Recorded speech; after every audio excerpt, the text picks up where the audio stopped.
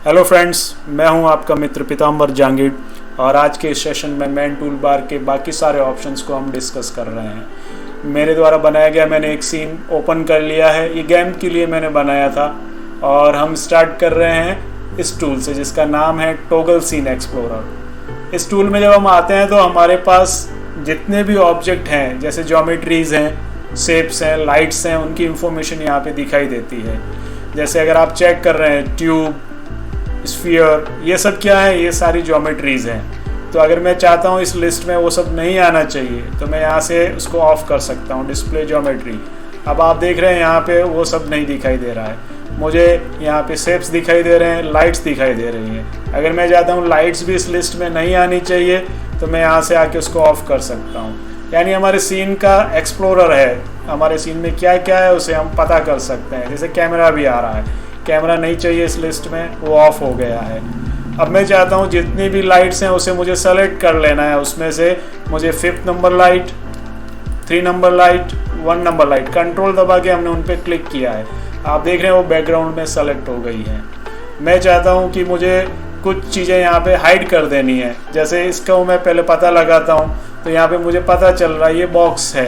तो अभी ज्योमेट्री को हमने ऑन किया, ये सारे बॉक्स मुझे दिखाई दे रहे हैं और मैं उन्हें ऑफ कर देना चाह रहा हूँ। तो आप देख रहे हैं वो बॉक्सेस यहाँ पे मुझे नहीं दिखाई दे रहे हैं। तो ये सारा हम इस टूल की हेल्प से कर सकते हैं। सिलेक्शन कर सकते हैं, हाइड एंड हाइड कर सकते हैं और लिस्ट को एक्सप्लोर कर सकते हैं। नेक्स्ट ऑप्शन है हमारे पास टॉगल लेयर एक्सप्लोरर। अगर हमने कोई लेयर नहीं बनाई है तो बाय डिफ़ॉल्ट हमारे पास एक डिफ़ॉल्ट लेयर होती है और ये सारे ऑब्जेक्ट उसके अंदर ऑटोमेटिकली ऐड हो जाते हैं। अगर मैं उसे हाइड करता हूँ, आप देख रहे हैं वो सब कुछ हाइड हो गया है। एक्सपांड करके देखेंगे तो सारे ऑब्जेक्ट उसके अंदर हमें दिखाई देते हैं। अभी मेरी ज़रूरत ऐसी है कि मुझे इन सबको कैटेगराइज करना है। लेयर कैटेगराइज करने के लिए होता है जिससे कि ऑब्जेक्ट्स की विजिबिलिटी वगैरह ईजीली कंट्रोल की जा सके। तो हम क्या करेंगे, मैंने इन ऑब्जेक्ट्स को सेलेक्ट कर लिया और इनको मैं एक लेयर के अंदर रखना चाह रहा हूँ। तो सेलेक्ट करने के बाद यहाँ पे आप आएंगे, यहाँ पे आपको एक ऑप्शन दे रखा है क्रिएट न्यू लेयर। तो ये सेलेक्टेड ऑब्जेक्ट अपने आप उस लेयर में ट्रांसफ़र हो जाएंगे। लेयर को हम नेम दे देंगे। लेयर को हमने नेम दे दिया जैसे यूटिलिटीज़, नेम दे दिया यूटिलिटीज़। तो अभी अगर इसे हम ऑफ करके देखते हैं तो ये सब उसके अंदर चले गए हैं। ऐसे मैं चाहता हूँ ये फॉसेट्स जो हैं इनको मुझे अभी एक नई लेयर में डाल देना है। इनको सेलेक्ट किया, आए हम वापस किया हमने क्रिएट लेयर और यहाँ पे आके हमने उसको नेम दे दिया, एंटर। तो अब हमारे पास 2 नई लेयर बन गई है, फॉसेट्स और यूटिलिटीज़। इसके बाद अगर हम थोड़ा आगे जाते हैं तो हमें कुछ और ऑप्शंस भी दे रखे हैं जैसे फ्रोज़न। मैं क्या चाह रहा हूँ कि अभी जो मेरे यूटिलिटीज़ हैं वो सारी की सारी फ्रीज हो जानी चाहिए, वो अपनी जगह से गलती से भी मूव ना हो, डिलीट ना हो, ऐसा मैं चाहता हूँ। अभी तो मैं उन्हें सेलेक्ट कर सकता हूँ। देखिए तो हमने क्या किया, फ्रोज़न के ऊपर आए, ओनली पहले इसको हमने बंद कर दिया है, आए यहाँ पे और फ्रोज़न पे क्लिक किया। ऑलरेडी ये ग्रे है, फ्रोज़न एलिमेंट ग्रे में ही दिखाई देते हैं। देखिए कलर थोड़ा सा चेंज हो गया है। अब मैं अगर सेलेक्ट करने की कोशिश करता हूँ तो इनको सेलेक्ट नहीं किया जा सकता। ये पीछे वाली वॉल सेलेक्ट हो रही है, देखिए ये फ्रीज हो गया है अपनी जगह पे। और मैं चाहता हूँ कि मुझे वापस इनको पहले जैसा कर देना है। तो हम आए यहाँ पे अगेन और हमने बताया जो हमारी यूटिलिटीज़ है उसे अनफ्रीज करना है। Now you can select this. देखिए ये सेलेक्ट हो रहा है। नेक्स्ट ऑप्शन है हमारा रेंडरेबल। अभी अगर हम रेंडर करके देखते हैं, आए यहाँ पर रेंडर प्रोडक्शन, तो रेंडर में मुझे सारे ऑब्जेक्ट दिखाई दे रहे हैं। मैं चाहता हूँ मुझे रेंडर के अंदर यूटिलिटीज़ नहीं देखनी है, उसको हमने ऑफ कर दिया। अब वापस रेंडर करते हैं अगर हम, तो आप देखेंगे यूटिलिटीज़ रेंडर में मुझे नहीं दिखाई दे रही है। अगर आप चाहते हैं उसे ले आना है, अगेन इस टी-पोर्ट पे क्लिक कर देंगे और रेंडर करके देखेंगे वो अभी डिस्प्ले हो जाएंगे। अगर आप फ्रेश प्रोजेक्ट पे वर्क कर रहे हैं तो अभी हमारे पास ओनली डिफ़ॉल्ट लेयर है, यहाँ पे हमें दिखाई दे रही है। मैं चाहता हूँ पहले से ही मुझे लेयर्स बना के मेरा सारा वर्क कैटेगराइज करना है। तो मैं कुछ वॉल्स बनाना चाह रहा हूँ जिन पे डोर विंडो रखने हैं। मैंने एक वॉल्स लेयर बनाई, यहाँ पे क्लिक किया क्रिएट न्यू लेयर, उसको नेम दे दिया हमने वॉल्स और आप देख रहे हैं उसके आगे ग्रीन कलर दिखाई दे रहा है। इट मीन्स ये हमारी एक्टिव या करंट लेयर है। अब मैं चला जाता हूँ क्रिएट शेप्स रेक्टेंगल, मैंने 2D टेक्निक यूज़ की और यहाँ पे एक रेक्टेंगल बना दिया है कुछ ऐसा, और उसकी मैंने थिकनेस कर दी है 9 इंच और विड्थ हमने 15 फीट कर दी है। मैं कुछ एडवांस टेक्निक यूज़ कर रहा हूँ, आप ओनली ऑब्जर्व करेंगे। अगर अभी समझ में नहीं आता है तो इसको मैंने स्प्लाइन में कन्वर्ट किया, यहाँ पे आए, ये दोनों सेगमेंट के मैं कुछ पीसेस बनाना चाह रहा हूँ ताकि डोर विंडो रख सकें। ये लेने के बाद हम नीचे आए और हमें यहाँ पे एक ऑप्शन दिखाई देता है डिवाइड, जिसमें हमने 3 लिखा हुआ है और डिवाइड पे जैसे क्लिक करेंगे आप देख रहे हैं इसके 3 पीसेस हो गए हैं। यहाँ पे मैं विंडो रख पाऊंगा, इधर डोर रख पाऊंगा। थोड़ा मैं इसको और मॉडिफाई कर रहा हूँ। 2D कंप्लीट हो गया है और इसे अब मैं 3D में कन्वर्ट करना चाहता हूँ। तो किसी भी 2D को 3D में कन्वर्ट करने के लिए हम एक्सट्रूड मॉडिफायर यूज़ करते हैं। मैं यहाँ पे गया मॉडिफायर लिस्ट में EX प्रेस किया, एक्सट्रूड दिखाई दे रहा है, जैसे मैं क्लिक करूँगा ये सरफेस में कन्वर्ट हो जाएगा। और यहाँ पे ऑप्शन दे रखा है अमाउंट, मैंने लिया 3 फीट, सिल लेवल तक मुझे एक्सट्रूड करना है, ऐसा मैंने एक्सट्रूड कर दिया है। अभी मैं इसे पूरा बना लेता हूँ। ये 3D कंप्लीट हो गया है। यहाँ पे हमें 2 विंडो रखनी है और यहाँ पे एक डोर हमें प्लेस करना है। तो अभी वॉल्स के अंदर वॉल लेयर है, अगर मैं इसको ऑफ कर रहा हूँ तो मैं पता चल रहा है। तो अभी विंडो लेयर बनाएंगे, यहाँ पे क्लिक किया हमने और इसको नेम दे दिया विंडोज़। आप देख रहे हैं उसके आगे एक्टिव लेयर का सिंबल आ रहा है।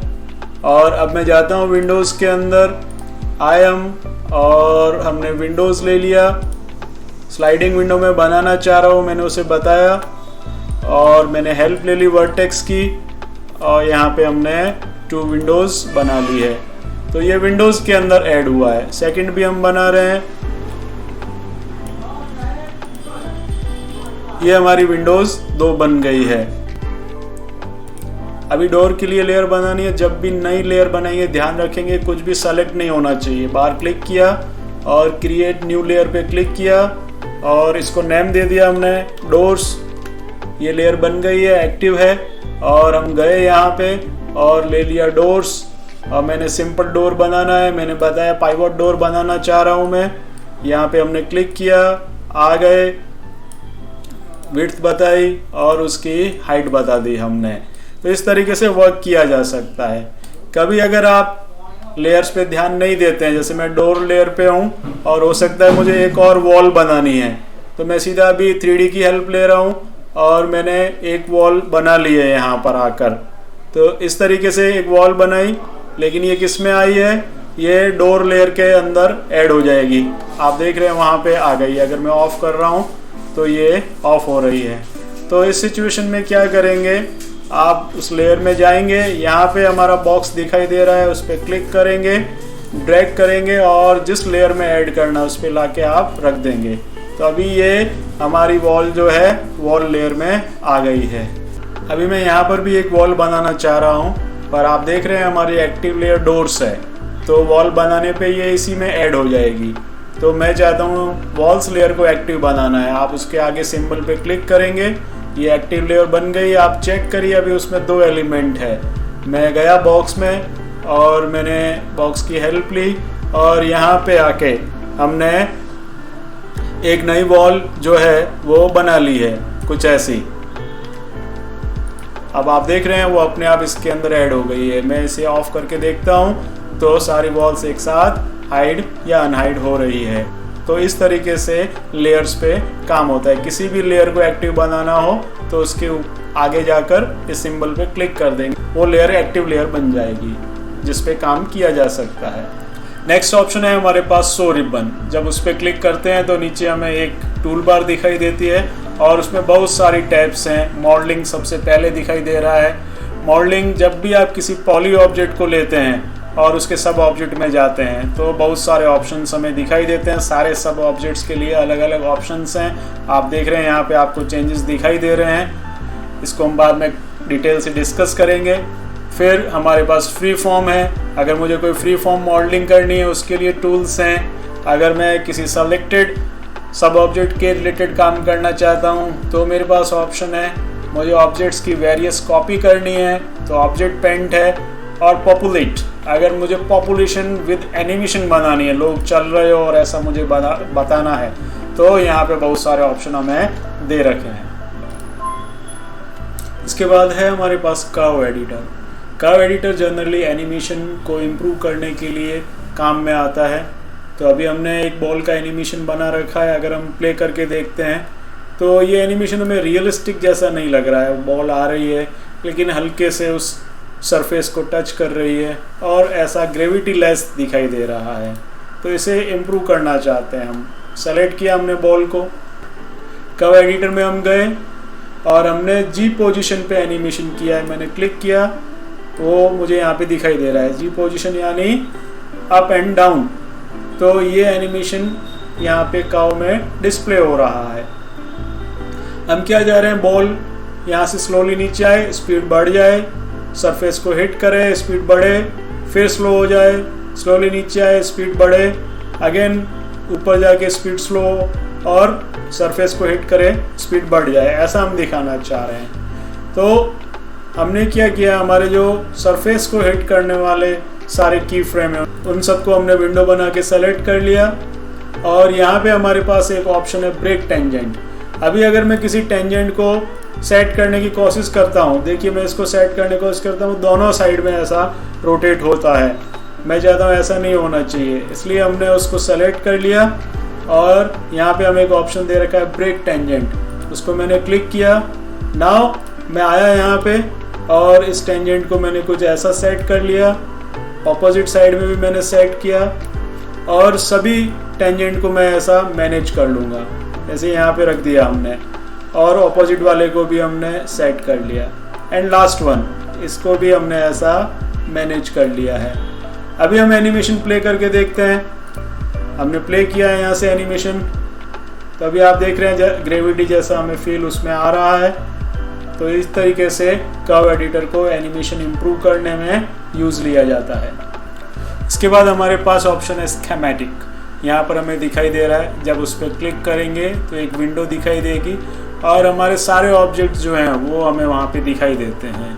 जब हम उनको यहाँ से सेलेक्ट करते हैं तो सीन में भी सेलेक्ट होता है, या फिर इधर सेलेक्ट करते हैं तो वो हमें यहाँ पे भी सेलेक्ट होके दिखाई देता है। जैसे ग्रुप 1, ये ग्रुप 1 है हमारा, मैंने क्लिक किया तो आप देख रहे हैं हाईलाइट हो रहा है यहाँ पर। और इस ग्रुप में कौन कौन से ऑब्जेक्ट इंक्लूड है वो मुझे यहाँ पे दिखाई दे रहे हैं। इसके अलावा भी हम बहुत सारी इंफॉर्मेशन ले सकते हैं। जैसे मैंने ये ऑब्जेक्ट को सेलेक्ट किया, हमारे फ्लोर को, तो ये हमारा फ्लोर है और इस फ्लोर के ऊपर मैंने कौन कौन से मटेरियल अप्लाई किए हैं वो मुझे पता लगाना है। तो मैं आता हूँ और इस मटेरियल पे क्लिक करता हूँ। आप देख रहे हैं उसकी पूरी हायरार्की मुझे यहाँ पे दिखाई दे रही है। तो बता रहा है कि आपने फ्लोर नाम का शेडर लिया है और डिफ्यूज मैप में जाके उसके ऊपर आपने कोई मटेरियल लगाया है। तो हम चेक भी कर सकते हैं इसे। उसके लिए हम मटेरियल एडिटर में जाएंगे, यहाँ पे हमने क्लिक किया, ये मटेरियल एडिटर आ गया है।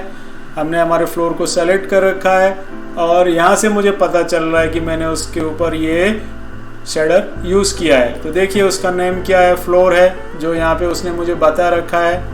डिफ्यूज मैप में जाके मैंने उसके ऊपर मटेरियल लगाया है। देखिए ये मुझे बता रहा है यहाँ पे कि आपने मटेरियल लगाया है, ये मटेरियल हमने यूज़ किया है उसके लिए। और क्या कर सकते हैं, इसके अलावा मैंने कोई ऑब्जेक्ट बनाने में किन किन मॉडिफायर्स को यूज़ किया है ये भी पता लगाना हो तो यहाँ पे हमें ऑप्शन दे रखा है मॉडिफायर स्टैक। जैसे इसके ऊपर मैंने टर्बो स्मूथ से इसको एकदम स्मूथ जैसा बनाया है। तो मैं आता हूँ और क्लिक करता हूँ पहले तो इसके ऊपर पता लगाने के लिए कहाँ पर है, तो हमें पता चल रहा है यहाँ पर ये ऑब्जेक्ट मुझे दिखाई दे रहा है। और मैं आके क्लिक करता हूँ मॉडिफायर स्टैक, तो ये देखिए बता रहा है मुझे कि आपने टर्बो स्मूथ इसके ऊपर अप्लाई किया है, इसे एडिट पॉली बनाया है, टैपर बनाया है, सेल मॉडिफायर और सारे मॉडिफायर की लिस्ट आ गई है। वही हम यहाँ पे मॉडिफाई पैनल में भी देख सकते हैं कि मैंने इसे कैसे बनाया है।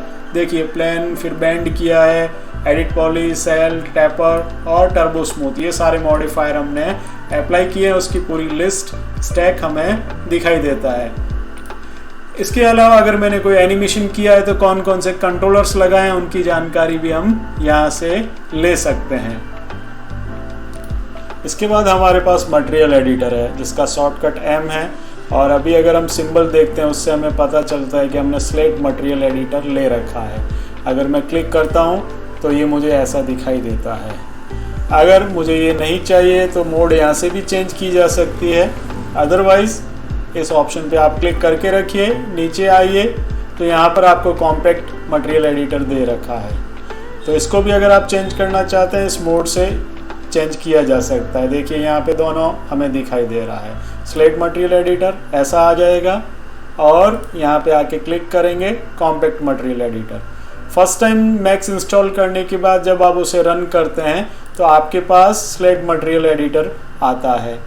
अभी ये एक्सपर्ट लेवल के लिए बहुत अच्छा है, लेकिन इनिशियल लेवल के लिए आप कॉम्पैक्ट मटेरियल एडिटर में काम करिए, वो आपको अच्छा रहेगा। तो हम उसे चेंज कर रहे हैं, मोड्स कॉम्पैक्ट मटेरियल एडिटर। और मैंने जो मटेरियल यूज़ किए हैं या मुझे नए मटेरियल यूज़ करने हैं वो हम यहाँ से कर सकते हैं। सबसे पहले हम फ्लोर का मटेरियल चेंज करना चाह रहे हैं, तो मैंने सेलेक्ट किया उसे। यहाँ पे वो मुझे हाईलाइट होके दिखाई दे रहा है फ्लोर। मैंने नेम दे रखा है उसको और मैंने डिफ्यूज़ की हेल्प से इसके ऊपर एक टेक्सचर लगाया है। डिफ्यूज़ यानी उसका बेस कलर कैसा होना चाहिए, कलर दिखना चाहिए या टेक्सचर दिखना चाहिए, हम डिफाइन करते हैं। तो अभी मैंने ऑलरेडी मटेरियल लगा रखा है इसलिए वहाँ पे M लिखा हुआ दिखाई दे रहा है। तो चेंज करना है तो आप वहाँ पे क्लिक करेंगे, वो आपको दिखा रहा है कि आपने ये वाली फाइल उस पर यूज़ की है। उसे हम यहाँ से देख भी सकते हैं, व्यू इमेज, तो वो मुझे दिखाई दे रही है। अगर मुझे उसे चेंज करना है तो मैं यहाँ पे क्लिक करूँगा। देखिए वेरियस टेक्सचर्स मुझे दिखाई दे रहे हैं जो ऑलरेडी मेरे पास अवेलेबल हैं, और मैं ये चाहता हूँ कि मुझे कोई दूसरा टेक्सचर उस पर लगाना है।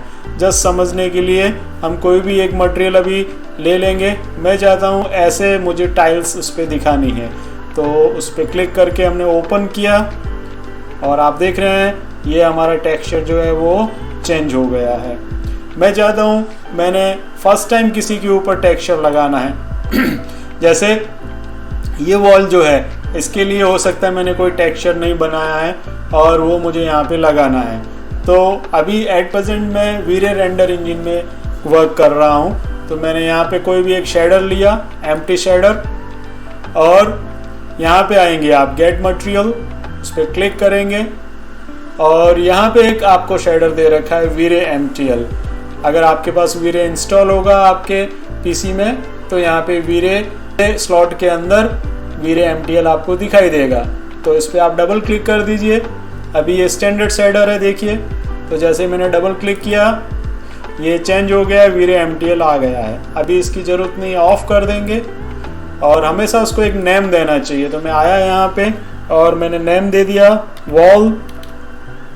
अगर इसके बाद मुझे कलर देना है तो मैं सीधा आ जाऊँगा डिफ्यूज़ और यहाँ से कोई कलर ले लूँगा। मे भी मुझे ऐसा कोई डार्क कलर चाहिए, ये कलर ले लिया मैंने समझने के लिए अभी, और इस वॉल को सेलेक्ट किया और यहाँ पे एक ऑप्शन दे रखा है हमें असाइन मटेरियल टू सेलेक्ट। तो आप देख रहे हैं ऐसा मटेरियल मुझे दिखाई दे रहा है। अब अगर मैं इसे फ्यूचर में कभी भी चेंज करता हूँ तो मुझे ये रीअसाइन करने की ज़रूरत नहीं है। मैं आऊँगा यहाँ पे और मैं चाहता हूँ कलर ऐसा होना चाहिए थोड़ा सा, तो आप देख रहे हैं वो अपने आप चेंज हो गया, थोड़ा सा ऐसा कलर होना चाहिए था। तो जैसे आप चेंज कर रहे हैं वो सीधा आपको वहाँ पे चेंजेस रिफ्लेक्ट होके दिखाई दे रहे हैं। अगर आप चाहते हैं वही कलर रखना, ओके कर देंगे, तो ये हमें चेंजेस दिखाई दे रहे हैं। मैं चाहता हूँ मुझे ऐसा नहीं चाहिए, इन वॉल्स के ऊपर कुछ बम्पी मुझे टेक्सचर चाहिए। तो जब भी आपको टेक्सचर लगाना होगा तो आप कलर में नहीं आएंगे, इस डिफ्यूज़ के आगे यहाँ पे अभी आप आते हैं तो नन आपको दिखाई देता है, इस पर क्लिक करेंगे। इस पर क्लिक करने के बाद थोड़ा नीचे आएंगे और यहाँ पे आपको एक ऑप्शन दे रखा है बिट मैप, मैप के नीचे बिट मैप, उस पर क्लिक करके ओके कर देंगे। और अब आपके पास जहाँ पे भी टेक्सचर्स हैं वहाँ पे आप चले जाएंगे। जैसे मैं मेरे टेक्सचर फोल्डर के अंदर आ गया हूँ और मैंने टेक्सचर्स ले लिए, ये वेरियस टेक्सचर्स मुझे दिखाई दे रहे हैं। आप क्या दिखाना चाह रहे हैं वहाँ पे हम यहाँ पे आके सर्च कर लेंगे। हो सकता है मुझे जस्ट समझने के लिए अभी ऐसा बम्पी कंक्रीट वहाँ पे दिखाना है या फिर ऐसा दिखाना है, तो मैंने उसे ले लिया। और अब आप देख रहे हैं टेक्सचर मुझे विजिबल नहीं हो रहा है, तो उसको सेलेक्ट कर लेंगे, वापस असाइन करेंगे और यहाँ पर आएंगे लास्ट फोर्थ ऑप्शन पे, show shaded material in viewport, यानी रेंडर में तो ये दिखाई देगा, देखो यहाँ पे दिख रहा है, बट व्यू पोर्ट में भी दिखाई दे, ये हमारा व्यू पोर्ट है। तो इस ऑप्शन पे जैसे क्लिक करेंगे वो टेक्सचर मुझे यहाँ पे दिखाई दे रहा है। आप देख रहे हैं मटेरियल बहुत बड़ी साइज में दिखाई दे रहा है। तो इसे कंट्रोल करने के लिए हम टाइलिंग की हेल्प ले सकते हैं, अदरवाइज हम इसके ऊपर UVW मैप मॉडिफायर भी लगा सकते हैं। तो मैंने इस वॉल को सेलेक्ट किया, यहाँ पे मॉडिफायर लिस्ट में आए, UV मैंने प्रेस किया, तो आप देख रहे हैं यहाँ पे मुझे मिल रहा है UVW मैप, ले लिया हमने। और मैंने बताया कैसी मैपिंग चाहिए, तो बॉक्स मैपिंग, क्योंकि वॉल का शेप कैसा है बॉक्स जैसा, उस पर क्लिक किया और सिंपल आप UVW मैप को एक्सपांड करेंगे, उसमें गिज़्मो दिखाई दे रहा है, उस पर क्लिक करेंगे, R प्रेस करेंगे और इसको यूनिफॉर्म स्केल हमें करना है। यहाँ से हम पढ़ चुके हैं स्केल करना, तो आप आ जाएंगे यहाँ पे और हम इसे स्केल कर रहे हैं, और जैसे आप साइज़ करना चाहते हैं सेट, वैसी साइज़ यहाँ पे उसके लिए आप सेट कर लेंगे। अगेन हम कैमरा में आ गए तो ऐसा कुछ मुझे उसका स्केलिंग दिखाई दे रहा है, ये हम हमारी ज़रूरत के अकॉर्डिंग सेट कर सकते हैं। तो आप देख रहे हैं ये टेक्सचर हमने छोटा कर दिया है, जबकि इस वॉल के ऊपर वो काफ़ी बड़ी साइज़ में दिखाई दे रहा है। इसे डिटेल से हम कुछ आने वाले सेशंस में पढ़ेंगे। इसके बाद हमें रेंडर सेटअप दे रखा है, बहुत इंपॉर्टेंट ऑप्शन है। F10 उसका शॉर्टकट है, जब आप यहाँ पर आएंगे तो आपको बताएगा वो, तो उस पर हमने क्लिक किया तो रेंडर सेटअप का डायलॉग बॉक्स अभी हमें दिखाई देगा। ये डायलॉग बॉक्स आ गया है हमारे सामने, और यहाँ पे हमारे लिए इम्पोर्टेंट ऑप्शन है रेंडरर। और अभी आप देख रहे हैं मैंने वीरे रेंडर इंजन यूज़ कर रखा है। बाय डिफ़ॉल्ट मैक्स जो है स्कैनलाइन रेंडर यूज़ करता है, और नए वर्जन के अंदर वो आर्ट रेंडरर यूज़ करता है। तो यहाँ पे मुझे दे रखा है, प्रीवियस वर्जन में मेंटल रे भी था, लेकिन अभी उसकी जगह पर हमें अर्नोल्ड दे दिया गया है, जिसे बहुत ही रियलिस्टिक रेंडरिंग की जा सकती है। तो जब भी आप मटेरियल असाइन करना स्टार्ट करते हैं तो उस समय आपको डिसाइड करना है कि कौन सा रेंडर इंजन यूज़ करके आपको मटेरियल लगाने हैं, लाइटिंग करनी है और उसे रेंडर करना है। उसके बाद ही हम material assignment, light placement, camera और रेंडर सेटिंग की हेल्प लेते हैं। तो अभी मैंने at present Veere render engine ले रखा है। अगर मैंने एनिमेशन बनाया है तो मैं उसको बता सकता हूँ कि एनिमेशन कितनी रेंज का मुझे रेंडर करना है। बाय डिफ़ॉल्ट सिंगल फ्रेम यानी एक ही फ्रेम रेंडर करके दो। इसके बाद जो मैं रेंडर करूँगा उसकी आउटपुट साइज़ क्या होनी चाहिए, तो मैं यहाँ से बता सकता हूँ कि मुझे बड़ी साइज़ में रेंडर करना है। तो जैसे मैंने बताया HD TV में मुझे रेंडर करना है, तो आप देख रहे हैं यहाँ पे मुझे वेरिएशन दिखाई दे रहा है। और बहुत सारी रेंडर सेटिंग यहाँ पर की जा सकती है, जिसे हम डिटेल से बाद में पढ़ेंगे। ना अगर हम इसे रेंडर करके देखना चाहते हैं तो हम इस रेंडर पे क्लिक करेंगे, और हमने जो भी चेंजेस किए थे अभी मटेरियल्स में वो हमें दिखेंगे। हमारी लाइट्स का इफेक्ट हमें दिखाई देगा, जो रिफ्लेक्शंस वगैरह हमने ऐड किया है। देखिए ये मिरर है, और अगर आप यहाँ पे देखते हैं तो मिरर में कोई रिफ्लेक्शन नहीं दिखाई देता है, लेकिन रेंडर में हमें सामने वाली वॉल और उसके ऊपर जो डोर है वो दिखाई दे रहा है। वहाँ पे जो लाइट है वो भी विजिबल हो रही है। रेंडर कंप्लीट होने में थोड़ा टाइम लगता है। सो ये रेंडर कंप्लीट हो चुका है। आप देख रहे हैं सारे इफेक्ट्स मुझे यहाँ पे विजिबल हो रहे हैं। फ्लोर के अंदर रिफ्लेक्शन आ रहा है, यहाँ पे टब पे भी हमें ग्लॉसीनेस दिखाई दे रही है। जो हमारे फसेट्स हैं उनके ऊपर आप देख रहे हैं मेटल का इफेक्ट आ रहा है। इसके बाद हमें दे रखा है रेंडर्ड फ्रेम विंडो, जो हमने लास्ट रेंडर किया है। अगर मैं उसे देखना चाहता हूँ और उसे सेव करना है तो जब आप यहाँ पे आके क्लिक करते हैं तो ये मुझे दिखाई दे रहा है जो अभी हमने रेंडर किया था। और आप इसे अगर सेव करना चाहते हैं तो यहाँ पे हमें ऑप्शन दे रखा है सेव इमेज, उस पर आप क्लिक करेंगे और जहाँ पे भी आप सेव करना चाह रहे हैं वहाँ पे आएंगे। इसको कोई नेम दे देंगे, जैसे हमने नेम दे दिया। और कौन से फॉर्मेट में सेव करना है, JPG में सेव करना चाह रहे हैं हम, सेव पे क्लिक करेंगे और क्वालिटी बेस्ट रखेंगे और ये दोनों स्लाइडर इस तरफ रखेंगे एंड ओके कर देंगे। तो ये हमारा रेंडर सेव हो चुका है। मैक्स को मिनिमाइज करके हम डेस्कटॉप पे जाते हैं। ये हमारा रेंडर हमें दिखाई दे रहा है। डबल क्लिक करके हम चेक करेंगे। देखिए कितना सुपीरियर रिजल्ट है। मैक्स फोटो रियलिस्टिक रेंडरिंग के लिए बहुत ही पॉपुलर है। यहाँ पे हमें रिफ्लेक्शन दिखाई दे रहा है, ग्लॉसीनेस है, मेटल देखिए एकदम रियलिस्टिक जैसा दिखाई देता है हमें। नेक्स्ट ऑप्शन हम डिस्कस कर रहे हैं रेंडर प्रोडक्शन। शिफ्ट की उसका शॉर्टकट है या फिर आप F9 भी यूज़ कर सकते हैं। जैसे अभी हमने डिस्कस किया रेंडर फ्रेम विंडो के बारे में, वो लास्ट रेंडर हमें दिखाता है, देखिए वो लास्ट रेंडर दिखा रहा है। लेकिन जब हम रेंडर प्रोडक्शन पे क्लिक करेंगे तो इस नई व्यू पे रेंडर होना स्टार्ट हो जाएगा। तो हमने आके यहाँ पे क्लिक किया रेंडर प्रोडक्शन और अभी आप देख रहे हैं न्यू रेंडर स्टार्ट होना शुरू हो गया है और कुछ समय बाद ये रेंडर हो जाएगा। तो आज हमने सारे इंपॉर्टेंट ऑप्शन डिस्कस किए। नेक्स्ट सेशन में कुछ और नए टॉपिक्स को हम डिस्कस करेंगे। Thank you.